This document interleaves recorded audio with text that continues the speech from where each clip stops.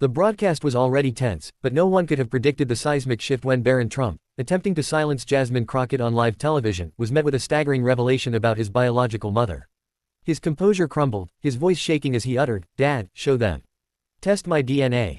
The events that unfolded next would truly defy belief. The air hummed with an almost unbearable anticipation even before the show began. Jasmine Crockett, a figure revered for her calm demeanor and incisive intellect, received an invitation that demanded her immediate attention. She was slated to appear on a primetime political debate show, sharing the formidable stage with Donald Trump and his son Barron. For any seasoned politician, such an invitation would provoke a moment of profound consideration. This was no ordinary panel discussion. It was a national broadcast, a crucible under the gaze of millions. In the days preceding the show, Jasmine immersed herself in meticulous preparation. She devoured reports, scrutinized statistics, and absorbed first-hand accounts of the issues that resonated most deeply with ordinary Americans. Her goal wasn't to craft impressive talking points, but to arm herself with hard, unvarnished truths. Whether discussing the widening economic chasm, persistent social inequalities or fundamental questions of governance, she was determined to speak with clarity, factual precision, and undeniable authority. She understood this was her chance to underscore the vital importance of critical thinking. His counterpart was Barron Trump, a young man who had largely remained out of the public eye, a stark contrast to his famously spotlighting father. Despite his inexperience in public debates, he was now positioned at the epicenter of one of the nation's most contentious political arenas. While many might have anticipated hesitation or even palpable overwhelm, Barron exuded a quiet, almost understated confidence, a subtle assertion that he could indeed hold his own. Was this self-assurance genuine or merely a reflection of his powerful surroundings? No one could say for sure, but the stage was undeniably set for a fascinating clash of viewpoints. The day of the broadcast arrived, crackling with an almost palpable electricity. The studio itself was a meticulously crafted theater of debate. Lights blazed, cameras glided silently, deliberately, poised to capture every nuance, every fleeting expression, the live audience. A restless hum of anticipation infused the space with an energy so intense it felt tangible. Each nervous laugh, every whispered murmur, the soft rustle of papers all amplified the mounting tension. Jasmine felt it instantly. Upon entering, the immense weight of expectation, the silent pressure of millions watching from beyond the camera's lens, breath held, waiting for the inevitable.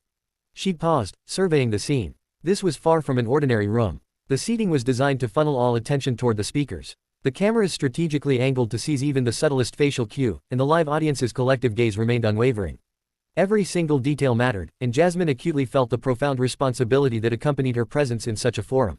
Her purpose wasn't to perform, nor to chase applause. It was to ensure every single word resonated, to carve out a space for facts and reason in a world so often choked by noise and superficiality. Barron entered moments later, and the contrast was immediate and striking. He carried himself with a restless energy, a nervous excitement barely reined in by a practiced composure. Younger, undeniably less experienced, yet a distinct spark of intent flickered in his demeanor.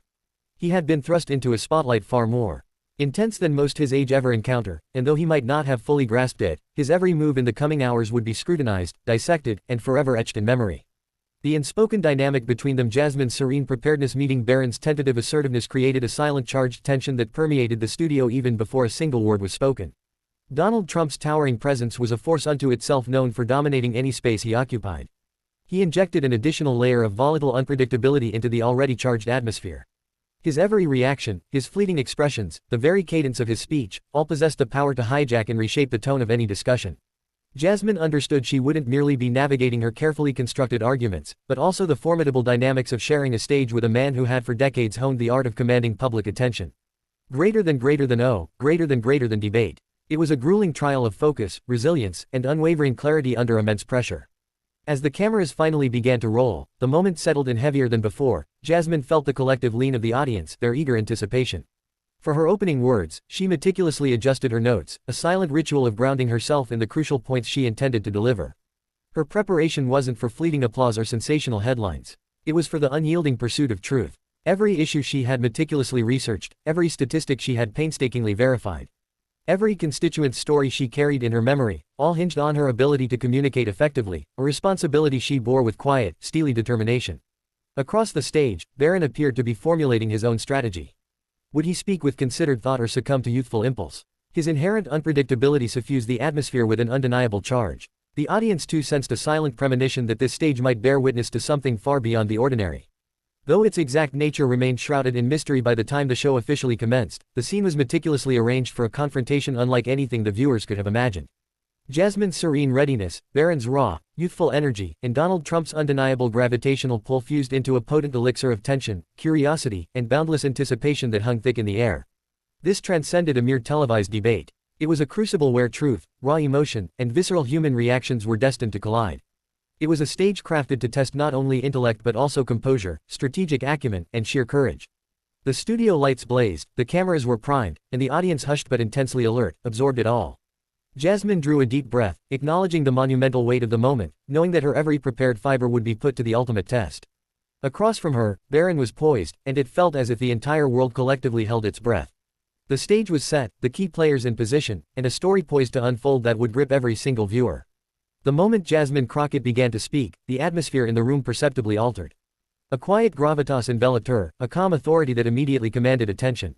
She spoke without haste, her voice measured, allowing each carefully chosen word to resonate with its inherent power.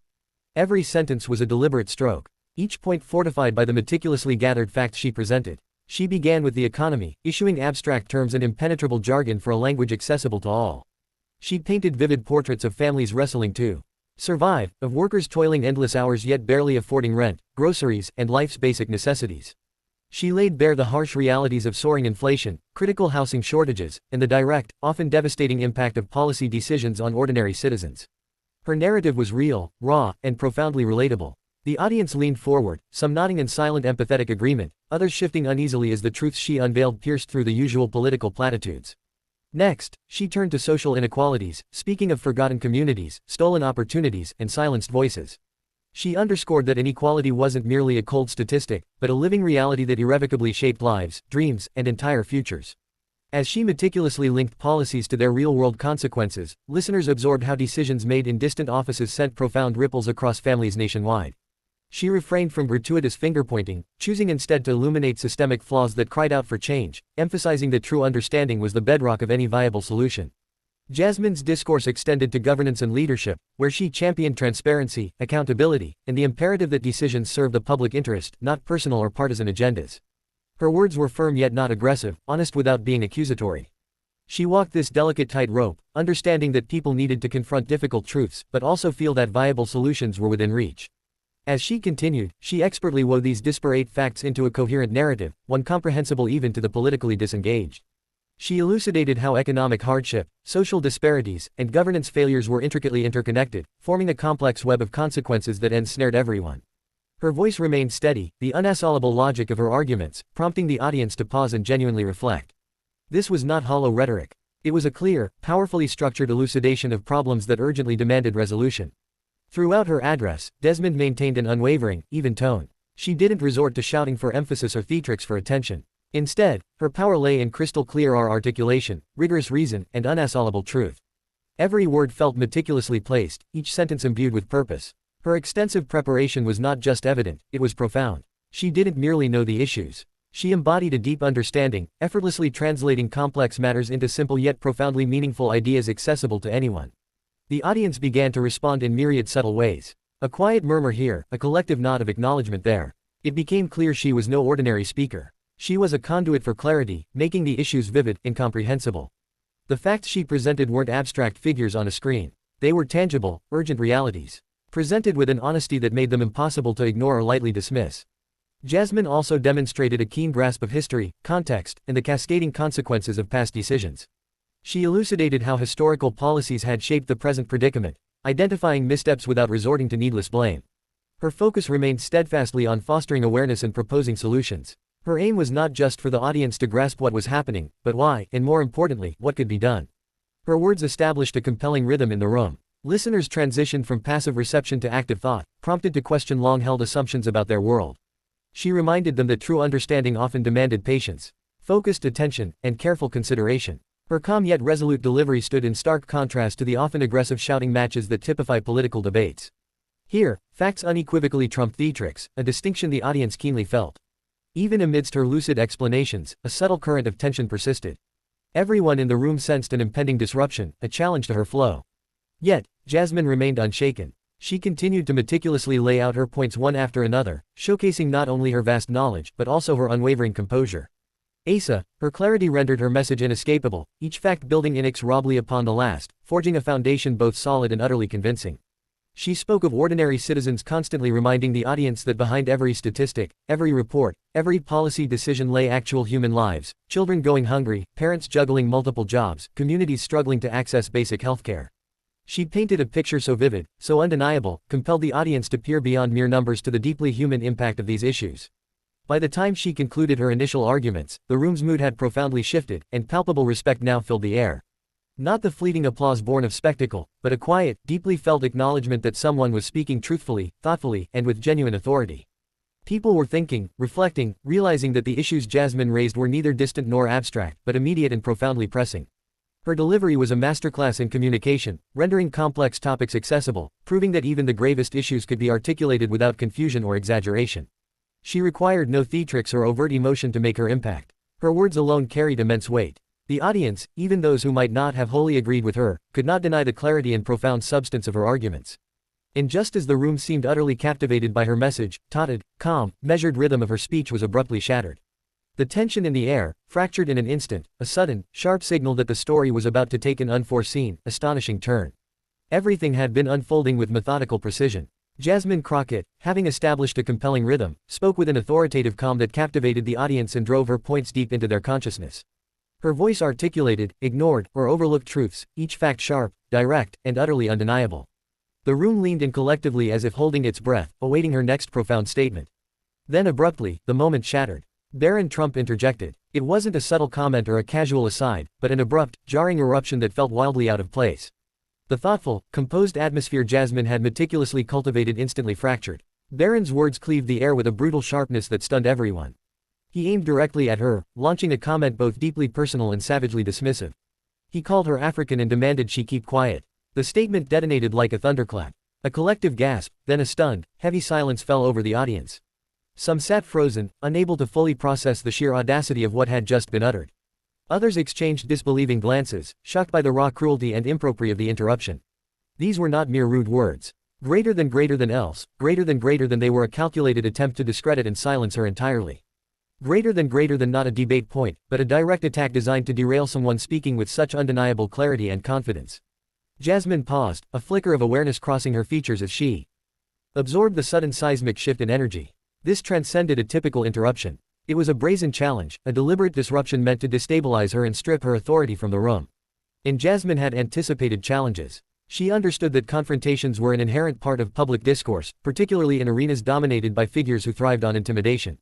Her pause was measured, purposeful. She allowed his venomous words to hang in the air, acknowledging their weight without granting them power over her. Barron, inversely, seemed convinced his comment had achieved its desired effect. He clearly believed that a personal attack would dismantle her credibility. He wore an expression of confident, almost smug self-satisfaction, certain that a sharp insult from a young man could easily dominate the conversation. Yet his projected confidence was a fragile veneer born more of impulse than genuine insight. Out. The audience grasped this immediately. The very air in the room seemed to hold its breath while cameras discreetly captured every reaction, every subtle flicker of emotion.